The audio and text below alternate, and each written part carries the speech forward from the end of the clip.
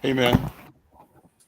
So we're live now, right now. I'm Al McFarlane. Welcome to the Friday edition of Conversations with Al McFarlane. We call this the Healing Circle. It's work created by and supported by and led by our friend and colleague, Dr. Bravada Garrett Akinsanya. She's the CEO of the African American Child Wellness Institute and the principal at Breakins Consulting and Psychological Services. Dr. B is what we call her, is not here today because she's doing a COVID clinic, a vaccination clinic, which is one of the things she does in her role as a health provider in our community.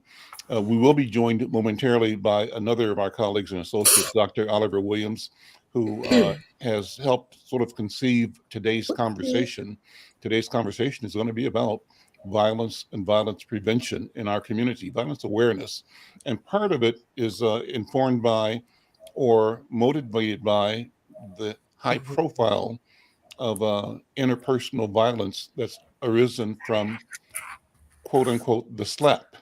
And the slap heard around the world, and everybody is talking about the incident that we all saw at the Oscars with Will Smith and Chris Rock. And I think that most of us don't want to drag out the drama of that or to be salacious in looking at it and talking about it. People do that, but we don't want to do that. But we think that there is instruction. We think that there is an opportunity for us to look at ourselves, look at each other, how we relate, how we fail each other, but how we can also heal each other. I'm glad to have two people with knowledge about violence and violence prevention joining me right now. Dr. LaDonna, let's see, LaDonna Combs, like you comb your hair. Combs. That's right. Yeah. sorry. I have it written down here, and I just missed my notes. And brother Dominique Walltower, right? Dom Walltower. Yes, sir. Yes, sir. Thank Brother you. Walltower, I think, is joining from California. Is that where you are? Yes, that's where I am. And, San Diego. San Diego. Sister LaDonna is joining us from Michigan. She's in Farmington Hills, Michigan. Also on the call, let me introduce you both to my colleague and writing partner here, Brenda Lau Gray. Brenda is joining us from New Mexico. Santa Fe, Mexico, right? And Brenda writes the stories from these interviews that we do every day, 5 days a week. Brenda and I went to kindergarten together. Yeah. And we're both about 75 now. So we go back a long, long ways. What's that song? Take us all the way back. All the way back. So we've got a view of the world that reflects us having looked at the same thing for a long time, over a long period of time. And it's a wonderful view. It's wonderful that we connected recently to begin this working relationship. Let me do this. We have often when Dr. B initiates the program, she acknowledges the ancestors and acknowledges the owners of the land, the Dakota, Ojibwe people who are residents and stewards of the land that we are on here in Minnesota. And following that practice, I want to acknowledge and thank them for their stewardship. And I want to thank and acknowledge all of our ancestors for providing the continuity, the history, the perseverance that allows us to be in contact, in communion, in relationship building today. And with that, we also talk about using a model of a talking stick. And what I will do is pass the talking stick and ask you to take it. And I'll say to our viewers that this is an unscripted conversation. And my job as a journalist and as a host is to facilitate my guests' intention and desire to speak their truth. I used to, Dr. LaDonna, tell people, pretend this is the last 10 minutes, period. Okay. What is it that must be said that you can not say in the last 10 minutes? So with that, the topic is domestic violence or violence. Just with that alone, I'm going to pass the talking stick to Dr. LaDonna. Dr. LaDonna, I want you to first talk about your credentials, your work, who you are, so that people know from whence you speak. Well, thank you, Mr. McFarlane. I'm so And humbled. please call me Al. Al. Mhm. All right, thank you, Al. Thank you for having me. I'm humbled to be here today. I was excited to find out that I was going to get a chance to share and be a part of this platform. I certainly appreciate it. I've worked with Dr. Williams now for over a decade, traveling the country and doing work around violence prevention and fatherhood and other things, and faith communities and how we respond to domestic violence. And I would say I have a doctor in leadership as well as in a minor in psychology from the University of Charleston, West Virginia. And totally, I had no idea to go on and do all of that, just like I had no intention of, doing some of the work I was doing. I was just going to do a little support group to kind of support some women. And it has turned into an actual international phenomena here, a culturally specific one that, sometimes I look back and I go, gee, Lord, how did all this happen? It's been an amazing journey. It's been a real amazing journey looking at the help seeking behaviors of the Black community, of Black women and men, but mostly Black women and specifically, it had always puzzled me around the cookie cutter approaches of mainstream society and how they applied certain resources to Black and brown communities, expecting them to fit what would it fit a mainstream community. And just our issues are different. Our trauma is different. Everything is different. Historically, it's just different. And it doesn't work. And so, which led me to create some responses to women of color, Black and brown women of the BIPOC communities here in Michigan that would be effective, that would be healing around domestic violence, sexual assault, dating violence, stalking, and human trafficking. And so those are the things that I've been working in. I'd like to think effectively. Someone was telling me a story about seeing a woman on the beach with, millions of starfish, and she was throwing each one in at a time. And I'm sure you've heard this. And they walked up and the guy walked up, what are you doing? And she was saying, well, I'm trying to rescue, and throw these back. He said, you're never going to finish. You're never going to help, getting all these back. And then she took one and threw it in there. And she said, well, I helped that one. I rescued that one. So just one at a time, we try to do the work we do. Been doing it around the country for about 20 years now, and trying to address faith-based communities around how they can respond effectively to domestic violence, kind of dispel the holy hush that has been in the church for a long time around domestic violence. And it's not that the church, I don't think, wants to move forward in that. They just don't know what to do because it's not supposed to happen there. And so they're kind of, and with the other dynamics around patriarchy and just other things that I'll say the Black church period, but the Black church is entrenched in, many times the pastor is the son of the former pastor. Mm-hmm. And then the next pastor may be the son of this pastor, and they do what they saw their fathers do, and they do what they saw their fathers do. And unless you come across someone progressive enough to understand that what's in the community is in the church.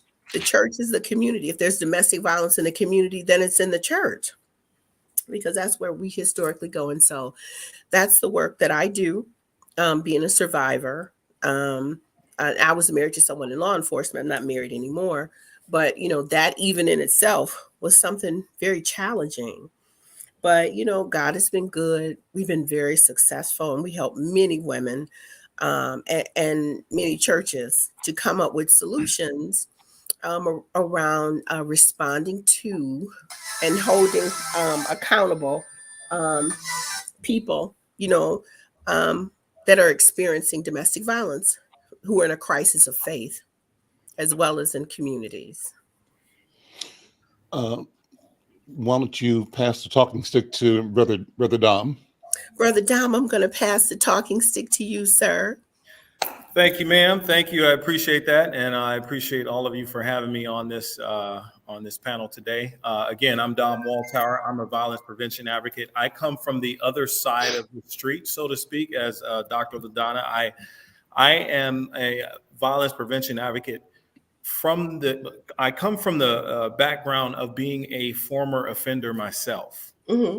And so I've grown up in a home where domestic violence was a norm in my home. My mother was, I watched my mom as a victim, and then I watched my mom in another relationship as an offender.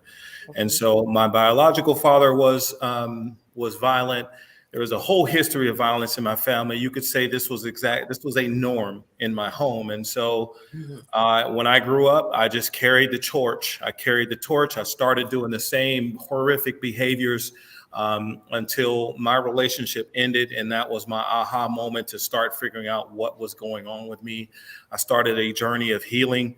I needed accountability. And then attached to accountability had to be healing. We don't think of offenders as needing healing, but these are broken people, because you can't treat another person that way without being broken. We talk about Will Smith slapping Chris Rock. That is a broken man that exercised that behavior. And so my focus has been to go upstream, so to speak, and to go and find out what is the cause of this, who is the one that's causing this damage. And so we need to address them.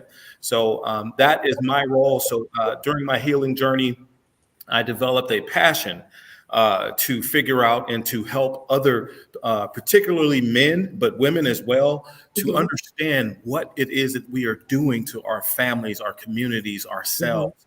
And so that is a passion of mine. I have been in this role for about the last 8 years as a public speaker.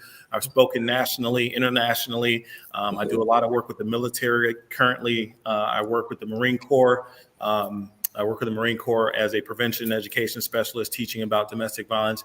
I also have a partnership with the San Diego District Attorney. I teach classes for them. I'm in work with Los Angeles County to teach classes with them. I do my presentations and speaking, and then I do one-on-one coaching as well. My primary role is to engage men into this conversation, because this is a discussion that we're not having about domestic violence, sexual assault, healing, though we're not talking about that. So as men, one of the things that happens dynamic in our community is that we learn from each other. We learn from each other. And so I'm using that to my advantage as a man. I'm going to speak the same thing that Dr. Lozana is saying. She's saying, I'm going to speak the same thing that she's saying. And I'm going to keep saying those things and engaging men into that conversation and helping them understand that we have a role in domestic violence and we can't ignore it. We also have a role in healing and stopping this. And it's a powerful role. And so I want to enlist as many men as possible in this battle to address this issue. So that is my life. Again, I do this all day. I do this during my day job. And when I leave, I teach classes. So I have sons. My sons are involved in this as well. They witnessed some of the violence. They witnessed it, and so they've had to go through a healing journey themselves. And so they're speakers with me sometimes on some of my events. My ex-wife, we have a great relationship, co-parenting relationship. We were able to not reconcile the relationship, but reconcile as human beings towards one another to raise our children in the best way possible. So in a nutshell, that's who I am. I'm sure if there's more questions, feel free to ask. Well, let me start by asking you to sort of unpack some of that and talk about your personal feelings, what your discoveries were when you became aware that you could be described as, or that you would appropriately describe yourself as, an abusive person. How did you become personally knowledgeable, or convicted, as I say, which knowledgeable at a deeper level, that something was wrong? It's when my divorce happened. It's when my life crashed. When my life crashed, my wife had left. She had took my sons, and I remember being in my home. Beautiful home we had, big home. How old were you then? Oh, I was I was 33, 34, 34 at that time. Before that, I had seasons of awareness. But again, there was no outlet. There was no venue for me to go and say, hey, this is who I am. I didn't want to expose myself. There was a tremendous amount of shame that you carry when you are that person. So that shame is paralyzing. So that shame paralyzed me. And so I just said, well, I just need to deal with it myself because no one else is dealing with this. It's just me. I wanted to change, but then I couldn't go and tell any of you people because then you would know how horrible of a man I was. And I didn't want that. And so once the divorce happened, I recognized, I said to myself, I need to heal. There's something wrong with me. My wife is gone. My kids are gone. And I knew that a significant reason of them being gone was me. And so I said, well, let me figure this out. Let me figure out what the issue is. I did some math at that time. I said, wait, Dominique had domestic violence in his childhood relationship. Dominique had domestic violence in his first adult relationship. Dominique had domestic violence in his marriage. Common denominator is Dominique. So that was the aha moment for me. And then I realized it doesn't matter who I'm with. I'm going to be in the same circumstance unless I heal. So that's when I started the journey of I went to therapy for 3.5 years, went to anger management groups, went to church groups, non-church groups, I went to probably 5 or 6 different places to help me heal myself. But the awareness came in a crash moment. So I don't look at destruction of circumstances like I used to. Sometimes the destruction is you shedding who you needed, who you used to be. I had to shed who I needed to be, and shedding is a hurtful. It hurts when you have to shed. And so I had to shed who I was in order to become who I am today. But that process did hurt. You operate through an organization, or you have an organization, or you're teaching? Tell me about how you're doing the work today. And then if Yes. you would put in the chat your contact information, because I'll share that on screen over the course of the program. But talk about the structure through which you're delivering the knowledge and the healing today. Well, so my nonprofit is Inspire Perspective. So Inspire Perspective is, and I started that in 2018. And so I've been speaking, doing my speaking events and also teaching the classes within the community through my organization. We just got a grant from the district attorney, so we're thankful for that. But Inspire Perspective is the mechanism that I use to reach my audience, as well as the military community in the Marine Corps. That's my official job. A prevention education specialist. I have a base here in San Diego where there's 40,000 Marines on that base. I am in heaven. I am in heaven. This is exactly where I need to be. This is where I want to be. And I'm spreading to other bases too. I've spoken at Fort Hood, Joint Base Lewis McChord. I've spoken at Maxwell Air Force Base. So I'm going to keep traveling and doing this work through my organization, Inspire Perspective. But I'll go ahead and put that in the chat. As you were speaking, I sent a note and a link to the show to a friend and colleague who's been a regular. We used to do, and we have to do it again, and maybe you'll help me do it, a regular meeting with veterans. Oh, yes. And I'm a Navy veteran. Okay. Colonel Rab reached out to me, lives here in Twin Cities, retired Army, and he is a psychologist, I believe, a licensed psychologist, and was commanding a group of psychology professionals in the battlefield in both Afghanistan and at a later deployment in Iran. I'm not sure which one was first, but talks a lot about trauma of war and how that shows up in soldiers' lives and community people's lives as well. So I'd love to hopefully he'll get the message and might just pop on this call. If he doesn't, we'll be doing something later, but you'd be a great person to be in that program with our veterans. So Dr. Combs, let me pass the talking stick back to you. And same kind of question, you mentioned that you were in an abusive situation. What's the personal story? What were the things in your personal life that led you more into the work, not only to heal yourself, but to discover your capacity, your need, your calling to be a healer of people in our community? And I'd like for both of you to talk about the notion and the importance of our people looking to and engaging therapy and mental health resources. The question of stigma. I tell people whenever I can that not only is Dr. B my friend, and not only do I do business with her, Dr. Breveda Akansanya, but her company is also my therapist. I go to one of her therapists every week, Mhm. regularly, and I have been Mhm. for a year.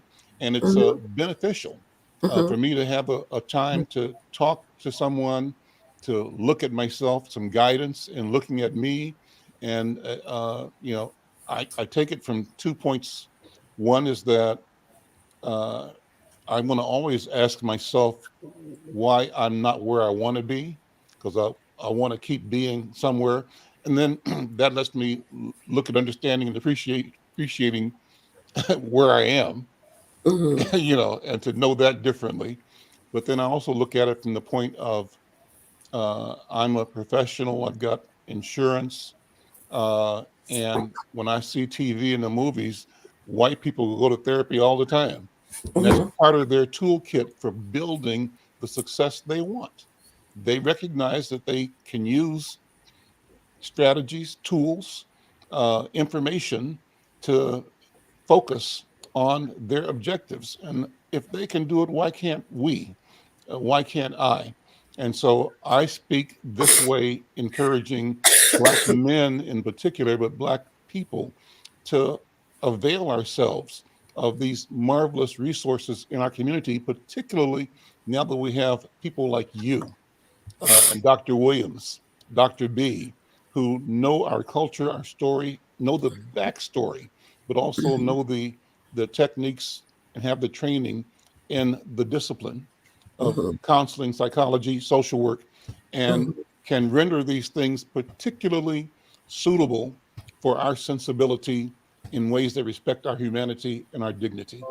It's a beautiful thing. So I say that Mhm. to say I want to be part of encouraging all of us to uh, to engage in the healing resources that are available in our community and to use our insurance. And if we can do business with the Black business at the same time, so Mhm. much the better.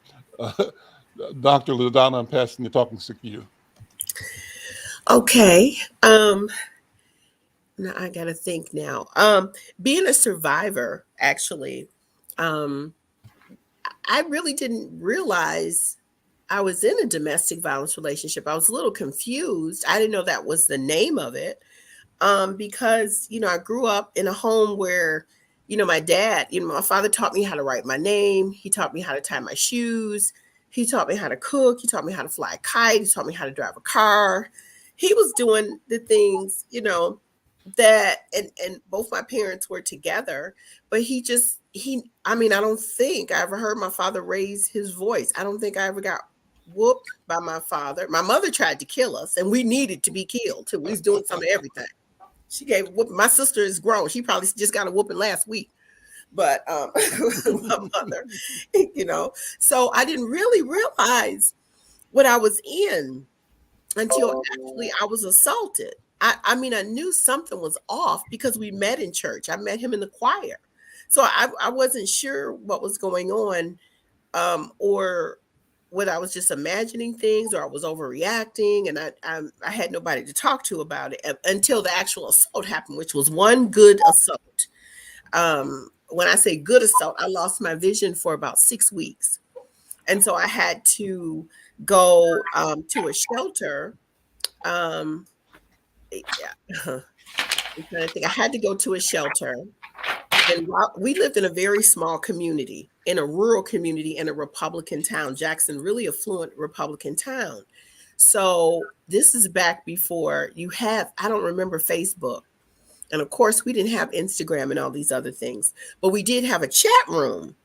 And so, because I worked at the hospital at the time, and because I was well known in the community as a minister, he put me in the chat room in the community as a prostitute, soliciting the community for sex.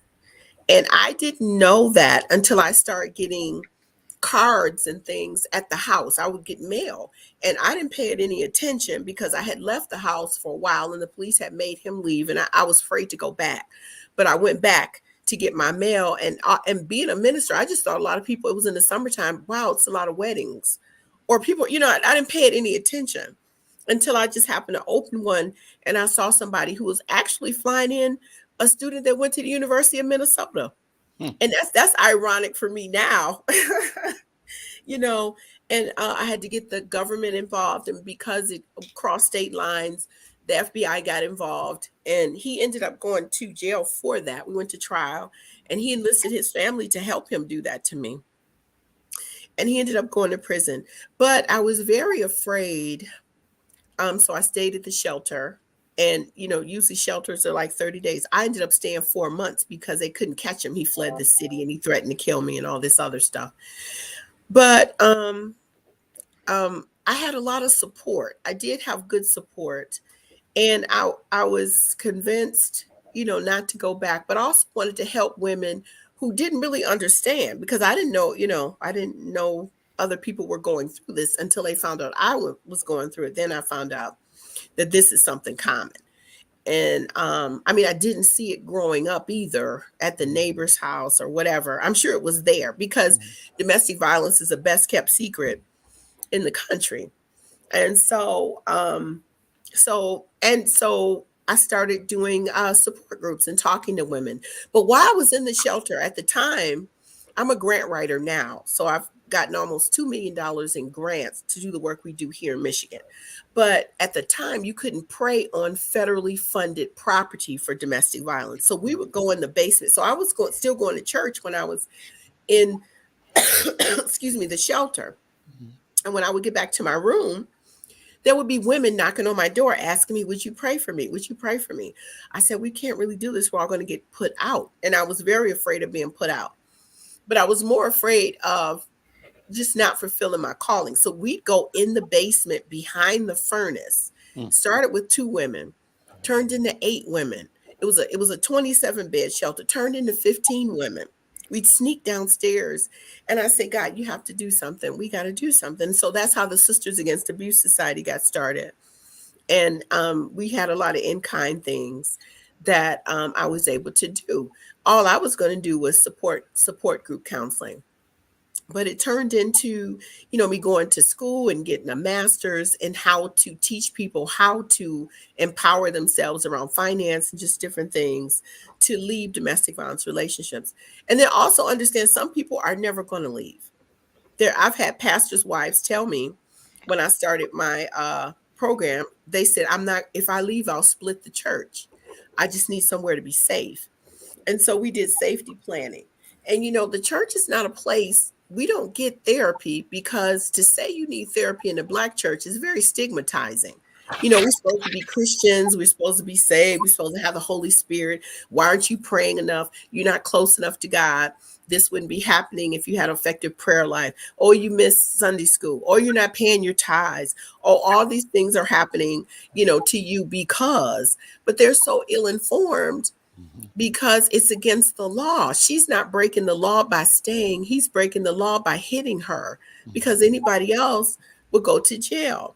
And so I think therapy, which is the reason I created our advocacy supportive group counseling. So we did therapy, not that something was wrong with the victim, but to kind of help her on her journey to healing, to recognize different signs around power and control, just different things like that. And I do advocate for therapy. I have a therapist. I just recently got a therapist, an African-American woman. I'm sure Caucasian and other ethnicities would be effective, but I would have an issue speaking to someone who doesn't understand the historical trauma of my community and why I respond the way I do, and how I'm marginalized or debased or around microaggressions and other things like that. That's the reason. So I think the church now is trying to come along. I think therapy is a good thing. But, the church has historically been the civil rights advocate. There've just been so many things. We go to the church. The church is a social worker. They're they bury people, they feed people. So most Black needs in the community come from the church, even counseling, until we found out couples counseling doesn't work in the church because she's telling the things that are going on in the house, but now she's got to go home with him and face the consequences of exposing the relationship. So that's not, and it raises lethality. I've done funerals too. I'm a licensed minister. I've buried victims. And so they're just, so many aspects around being informed around how to do this work and healing, not just for the victim, but also for the batterer. I work very closely with a woman who has a very good batterers intervention program here called Still Standing. She's very compassionate about healing men, in our community. In mainstream communities, they believe in throwing the men out with the bathwater. You throw the baby out with the bathwater. But you need Black men in our community. We like men. We like our men. We ain't trying to, decimate the community. So that's important too. So those are community partners that we work with as well. And I'll turn the stick back over to Mr. Dom, so he can. Thank you. Well said. I mean, well said. Very well said. I agree wholeheartedly with what you just talked about. And I am a staunch advocate for therapy. Every platform I'm on, I am speaking as a full-grown adult man, and I'm using all of my manpower to let them know, hey, I went to therapy. It was the best thing that I've ever done. That's what that's literally my verbiage. It was the best thing I've ever done in my life, hands down. I've experienced a lot of things in this life, and what that does is it gives people permission, because we can say, go get help. But if we can't show them, can't show them that you've actually done it, or someone that I know is connected to me has done it, because we all have myths and thought processes about what therapy is. Well, I'm not crazy. I'm not this, or I'm not that. And so when I say it to them, it gives them permission. Go to therapy. I teach anger management class. And so in the anger management class, I tell them, I said, listen, you got 8 weeks of anger management. That's great. But this is not all that a lot of us need. Some of you need to bounce from here to a therapist's office. And so one of my classes that I teach in my anger management is called Getting Assistance. So I break down the stigma of getting assistance. I let them know my story. I let them know this. I go deep with them to the fact of, I tell them, hey, I went to therapy. Not only did I go to therapy, I was diagnosed with depression. I took medication. I was going to do whatever I needed to do to get myself better. Right. And I give them permission to do that. And I said, it helped me. This is what helped me. If it can help you, go ahead and do that. So I think the more of us speaking out on this, especially in the Black community and in the Black church, is going to be definitely beneficial. I had a spiritual journey during my healing too. I was going to church, but I also went to a therapist. So me going to church means I'm positionally saved and, in heaven. But down here on this planet, I need to manage the things that are here on this planet. So that's why I needed to go see a therapist. Just very similar to me. I'm not going to pray about if I got a gunshot. I'll pray on my way to the hospital, but I'm going to the hospital. And so that's why I tell people, keep your spirituality, but make sure you're dealing with the natural things that are happening in this world as well. The emotional damage that we've caused, much like Dr. Donna was talking about, the historical trauma. We're carrying historical trauma, and we're carrying the trauma from this life. If anybody needed therapy, it's us. It is us. It is us. When you watch Will and Jada Pinkett, you watch an extremely broken, toxic couple. I mean, this is not judgment on them, but they remind me of my past relationship. I was toxic, and my partner was toxic as well. We both had issues. We both had our own stuff, and we both needed healing, but we didn't see it. When I started going to therapy and counseling, my ex, we had separated and we were going through a divorce. And then in the divorce court, she was asking for full custody. And of course, you know what I said? I said, heck no. Well, I added some sentence enhancers. I'm not going to say them right now, but you're not taking my kids. And then I remember a conversation I had with my therapist, and he said, what do you want in your life that you've never had, Dominique? And I said, peace. And he says, well, you got to do things that promote peace. And I was like, wow. So at that hearing, when she asked for full custody, I remember the conversation. I told the judge, I said, you know what? Give her full custody. The courtroom was silent. They were like, because that doesn't happen. You fight to death in family law court. That's how it goes. And I said, no, give her full custody. You want the couch, the fish? What else you want? I'm no longer fighting anything. Now, I knew I was still going to see my kids. That wasn't an issue. Ironically enough, they were living with me 9 months later, and we both agreed to that. But that was me being able to manage that circumstance. That was a direct result of me being in a therapist's office on a weekly basis, as you said, so like being there, like trying to navigate that circumstance. And so I am I believe that wholeheartedly. And to Dr. Donna's point, it has to be the right therapist. It's not a one size fits all. You have to find your match. I needed an older gentleman to help me during the time of my healing. That's what I needed. I couldn't have a 30-year-old, that was not going to work for me. I needed someone with life experience who could handle the level of trauma that I was bringing, who knew what it was like.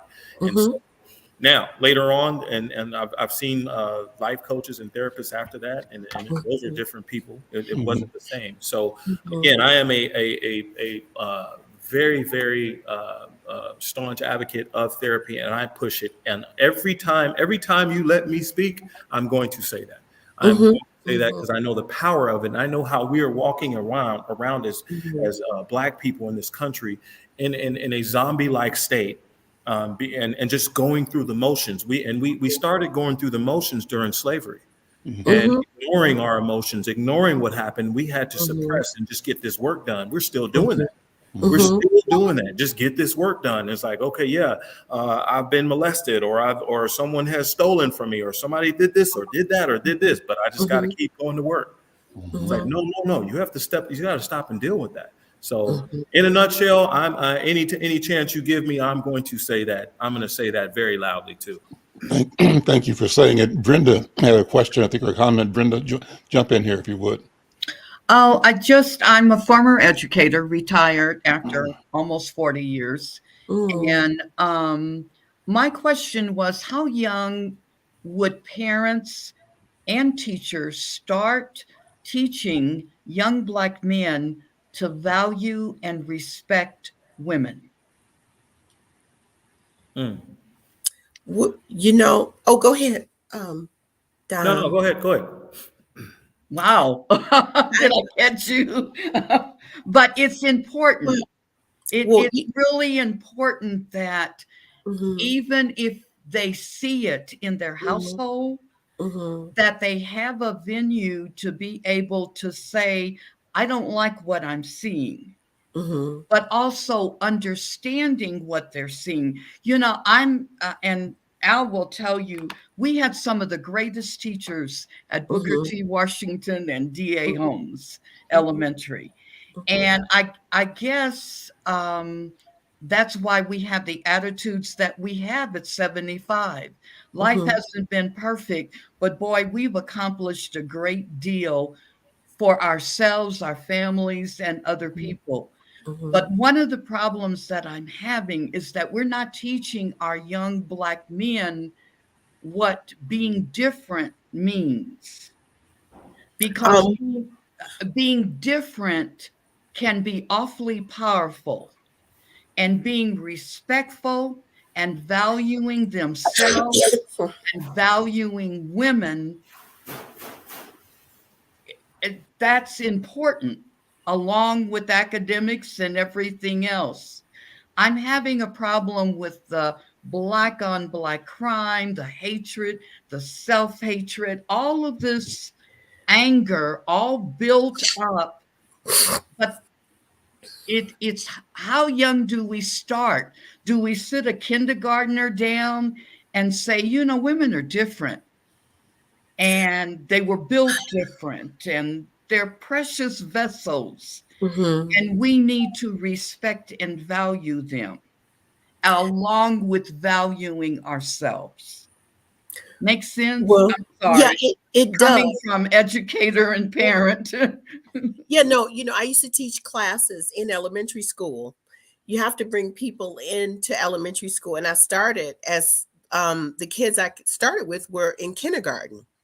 And we taught them safety. We taught them body safety on their level from sexual assault. And so that's powerful. Yeah, we did. I did that with pictures and with we talked about knowing who your safe adult is and what makes a safe adult.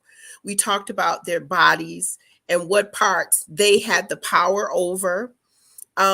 It was very informative, and the children were very responsive to it. They were 4 and 5 years old, to teach them about how to know something is wrong, about a feeling that they have even in their stomach, something they don't have control over, and how to teach them to be safe, and how to teach them to disclose when they didn't feel safe. I was just getting ready How, to ask yeah, that. Yeah. how to teach them, and who to teach them to disclose to when they don't feel safe, and that they have the power for that.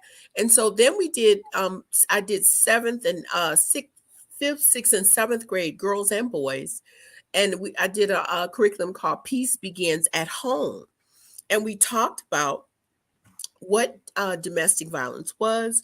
We talked about their moms, their sisters, their aunts, their grandmothers, but we also talked about girls. We told girls how to behave as well, and we talked about what constitutes disrespect, violence, how to respect a person's level of consent.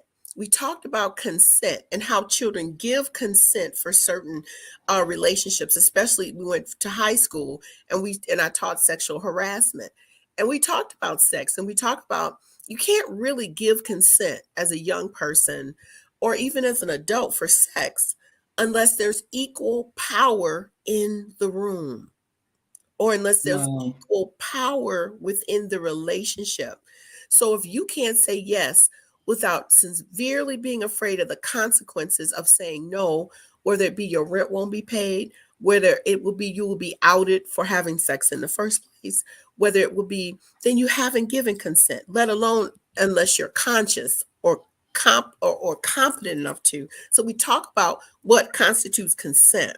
And so those things, you have to have people who are experts come into the school, and you have to have certain life skill classes that help children understand on their level how that's done. And for Black children, mm-hmm. we have to encourage more mental health clinicians and more African-American teachers, and especially males. Yeah, I have a lot of friends that are male teachers. I have a problem with the term Black on Black crime, because in white neighborhoods, they never say white on white crime. You're going to offend within the culture that you live in, or within the communities you have access to. So Black people who break in Black people's houses, they understand the community in which they live in and where to go. Same thing as white people. White people, they break into their own houses. It's the difference between when a Black boy steals the neighbor's Cadillac, it's grand theft auto. When the white boy steals his neighbor's Cadillac, it's a joyride. Oh boy. And that's what I'm saying, which mm-hmm. goes back to Al's question about mm-hmm. the slap. And I wrote an article about it because I'm pretty angry about it. Mm-hmm. And maybe that's the old me, but I just I'm just stuck with this. We can't do what they do in many cases and get away with it. Well, really, nobody needs to be doing any of that. True. But the marginalization falls more, even for color, it falls on poverty. You know what I'm saying? Class. So there's a compounding there's an intersectionality around certain communities that compounds the outcomes, not just color. It's also around poverty, and around marginalization, and around education, about how the monies just aren't there in our communities that are in other communities to offer the same type of resources for certain outcomes. So it's a big ball of wax with that. But so far as kids, there are resources out there, and then you have to teach the parent too. We work very closely with the Urban League of Detroit, which in most urban leagues in the country, they address marginalization and impoverished communities. So you have to educate the parents as well around different things. So, but with 87% of public school teachers being white, we have an uphill battle. Being white in public schools, you have, I think Dr. Irma McFarlane was talking about it, and she's our education and cultural editor. And she said it was about 85 to 80% white teachers in public schools.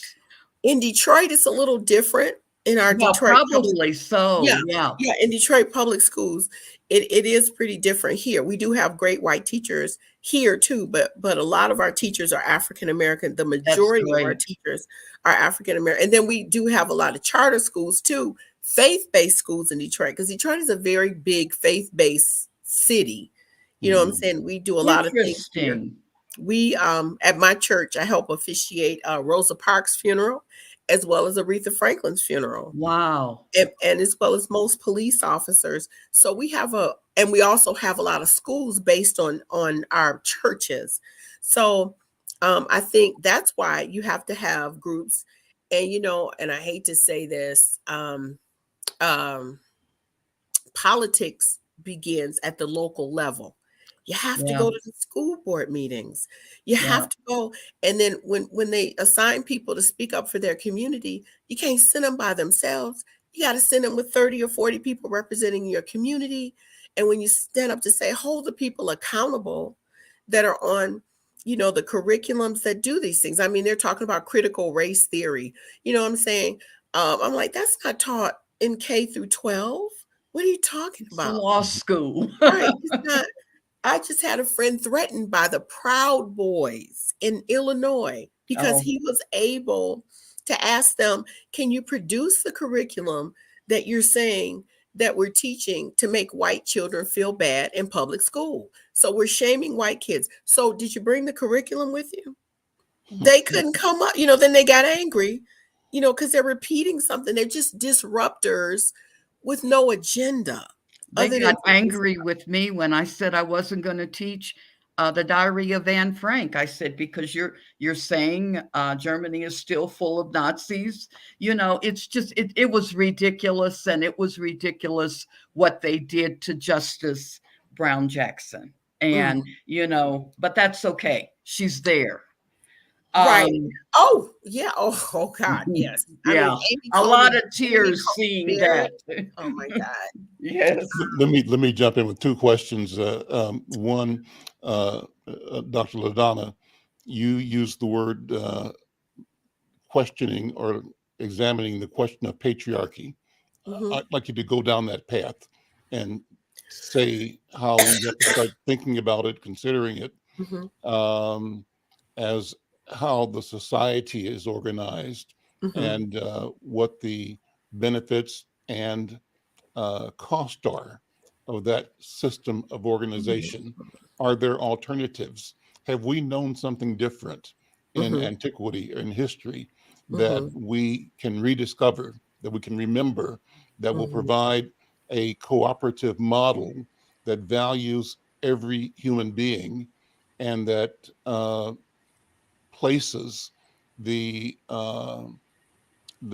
call to action on ensuring that everyone that you know or come in contact with or have influence over is enabled, empowered to pursue self-realization, actualization? That's one question. And then Dom, I'll switch to you, because one of the things that you and I talked about was this question of your being always telling people to do therapy, right? It's great that you're doing that, and I'm on the same page with you. But for me, I think about my grandma used to tell me, you know, mind your business, and what she said after that was our church was our business, right? And so she asked me to look at our religious enterprise as an enterprise. I take that and say, what if we say our health is our business? What if we adopt the mantra, our health is our business, and that we have to mind our business, but also mind, M-I-N-E, our business. And the operative idea is that we all talk about the glaring disparities in health outcomes and access for Black people and brown people in the country. We can look at it like that as a static problem, or we can look at it as an opportunity. And what I'm feeling, Dom, in your comment is that wouldn't it be phenomenal if we had a cadre of 1 million therapists? If we made becoming a therapist a kind of global intention, societal intention, that we have a programmatic or institutional impetus to grow the employment in therapy or the healing arts, the healing sciences, and we turn that into business. I'm ruminating, but let me pass the talking stick to Dr. Donna first, and then to Brother Adam. I'm sorry. Okay, so when you talk about, I have a terrible case of bronchitis. It's getting much better. I had to go to the doctor for that. When you talk about patriarchy in the Black community, I'll say that. So I'll start here and then I'll maybe go back. The Black community is a community in the church that believes what goes on in this house stays in this house. That's something that we're raised culturally around. That comes from slavery. If you ever saw, and the most prolific visual I've ever seen of it was, did anybody see Django? Yeah, of course. Remember Stephen? Okay. Stephen was the most prolific entity around field Blacks and house Blacks. And there was a secrecy that had to be kept in your homes in the slave quarters from people like Stephen, no matter what was going on, because it resulted in all types of mayhem and debacle. And so that type of silence around abuse, around sexual assault, around all of that was it was kind of entrenched in that. It was really born out of that. What goes on in this house stays in this house. And there are other things around that too that we're not talking about right now. But when it comes to patriarchy, you also have to go back further than that when you go to Adam and Eve, where Adam was disobedient, but Eve was deceived. But it was flipped. So Adam was told not to do this. Eve was beguiled by the serpent, and God was mad with Adam because he was the one he gave the charge not to do that. So he was supposed to cover her. That's why he said, because you yielded to your wife's voice and did this. So the punishment for women is biblically interpreted that she can't be trusted.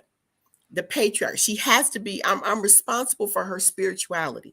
I'm responsible for her voice. She doesn't need to have, hence women wearing burqas and women not having a voice in the Middle East and other things that they blame women for that are behaviors of men. She's to be covered, her face, her eyes, her body, because if you seduce just your hair, a lock of your hair seduces somebody, it's her fault. He's responding. So that's where patriarchy is built on, a lot of that. The problem is people lost the translation for when Jesus came. He came to liberate and he was progressive with women. If you looked at how many women Jesus used, you know what I'm saying? But the church continues, the Black church, and I'm sure other churches too, but the Black church continues to oppress because of the language. Wife should obey her husband. She submit only to her husband. She's to obey. In Ephesians, when we talk about that, but he never tells her to love him.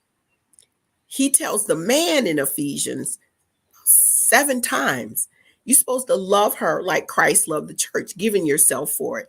And then she will respond. Women are responders. Men are initiators, women respond.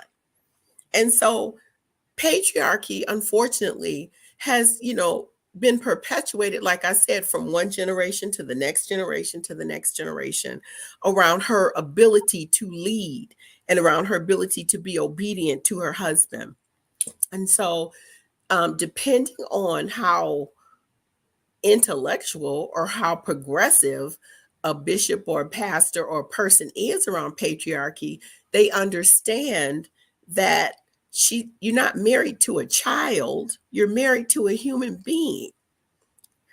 So I mean, there's a whole lot of different things that go along with that. I teach a class on that around patriarchy, but unfortunately, women are good missionaries. They're good fundraisers. They do building funds very well.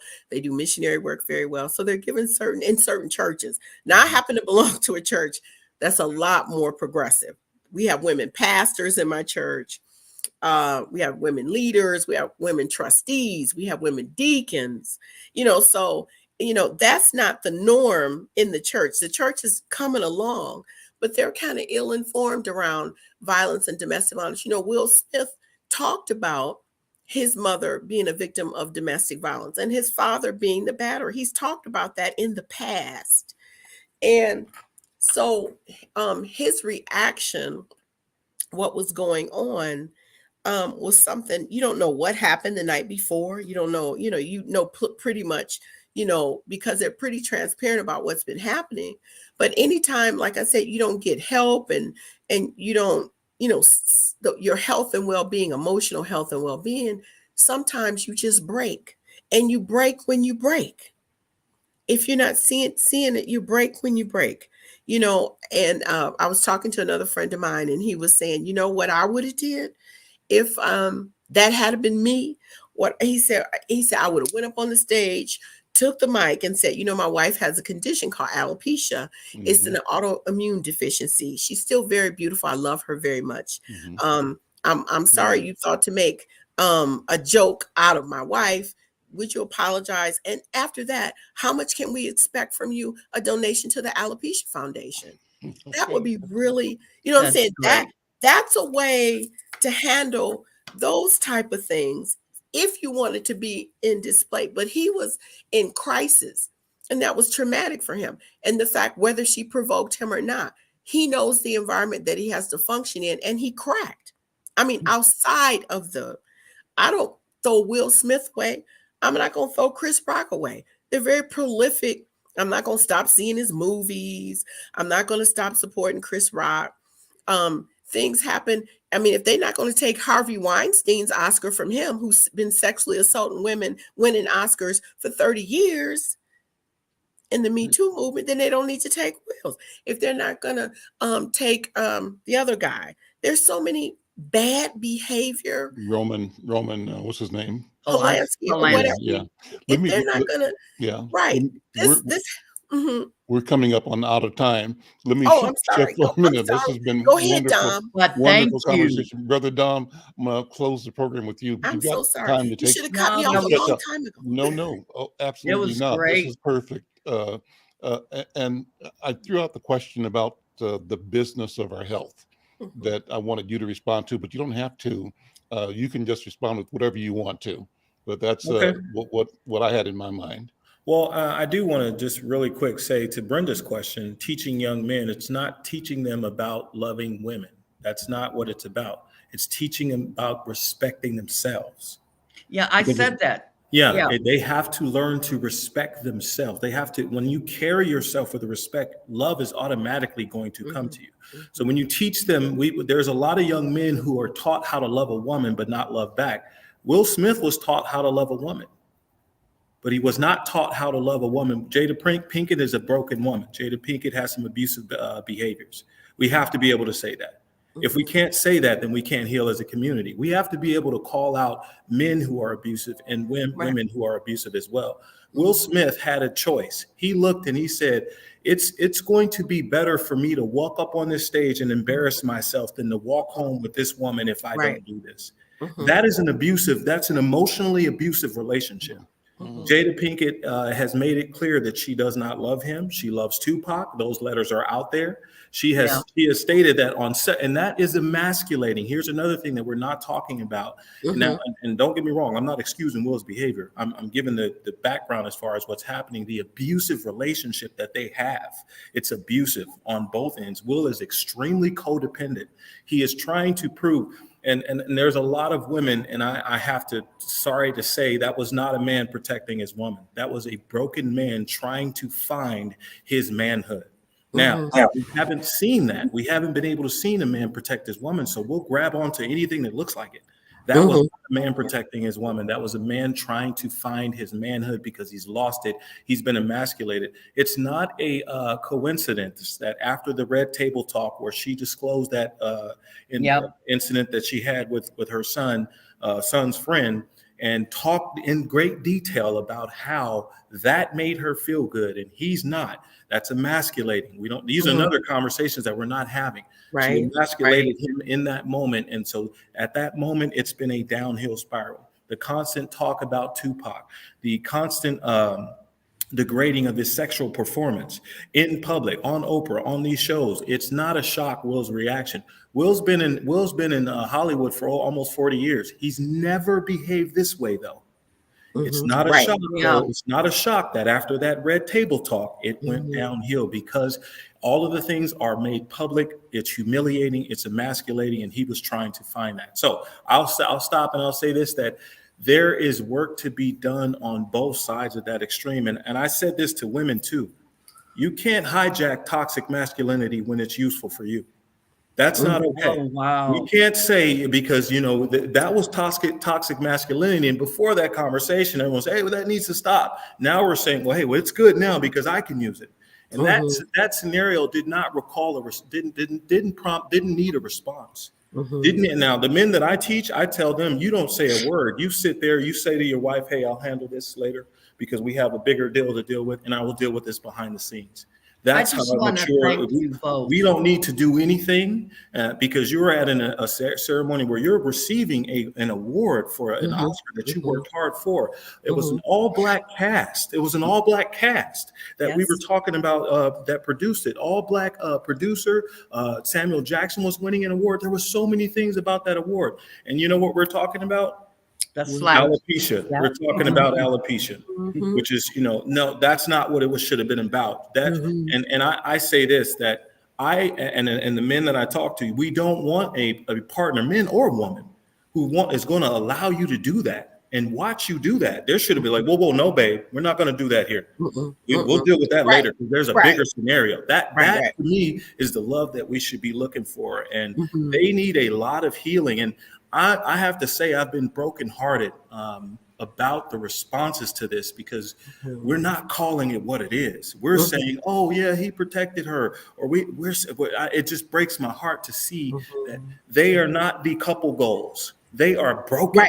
Right. They are broken. They are extremely broken in the response, both of them. And so hopefully one day we can start addressing those issues. Well, I just want to thank both of you. Very powerful. I'm going to have to sit and think about this for a while before I put it into words. Very powerful. And I needed to hear some of it as a 75-year-old woman. So thank you very much. It was a pleasure hearing Dom. He brought some perspective. Most definitely. Yes, thank you. Perspective. All of you, and I appreciate all of you. Thank you all for having me here, and I really appreciate you guys for this platform. And I look forward to working with you in some way, shape, or form. We'll do it again. Absolutely. I'm Al McFarlane. We'll see you next time. Take care. Okay. Have a great weekend. You too.